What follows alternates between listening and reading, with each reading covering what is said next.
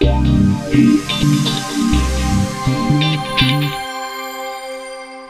again, Bill Caskey here with Caskey Q&A, and every week we come to you with another question that we get from the masses. We have a podcast called the Advanced Selling Podcast that goes out every week. If you're not signed up for that, by all means go to Advanced Selling Podcast and sign up. Also, you can go through iTunes. We get a lot of questions every week about certain things that are struggles for salespeople and for sales managers, and we've got a whole list here of, I don't know, probably a couple hundred questions. So each week we come back and answer another question. It's called Caskey Q&A. Clever name, right? All right, so here's our custom design logo once again, but we're going to erase that and go to the question. The question this week is, the pain has been identified, the value determined, but the sales process seems to come to a halt just before the prospect signs. What are your thoughts on accelerating the time between the verbal yes and the written signature?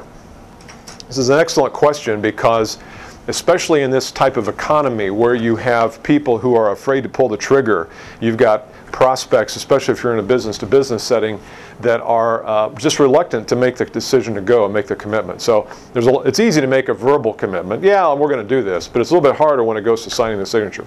So what you have to do as a sales professional, especially during these times, but any time, is you have to keep the pain front and center.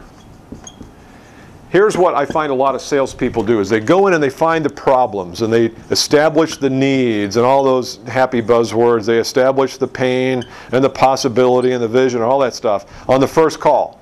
And then rarely do they come back and revisit this on the first, second, third, fourth, and fifth call. So by the time they get down here ready to sign the order, the prospect has forgotten about why they're doing this in the first place.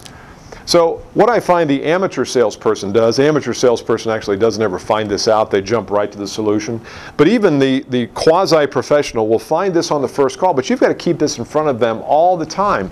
Something else you've got to keep in front of them all the time is not just the price of your product, but what else? The cost of the problem. The cost of the problem unresolved. So if they decide to not do anything, there's a cost to that too. So you want to make sure you keep not only the problem in front of them, but the economic consideration of that problem. Most salespeople don't do that. It's so easy to do. At the beginning of the meeting, just say, look, before we start today, I'd like to revisit some of the issues that we talked about last time.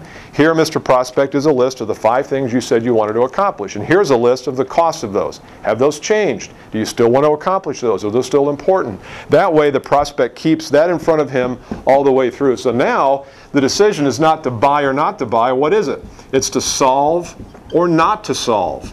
So you've totally transformed the whole sales relationship into a convince and persuade game, into a solving of the problem game. And that's where we want to get. So I hope that helps you. If you get a lot of verbal yeses and not written contracts, go back and make sure you're doing this. I'll bet you're not.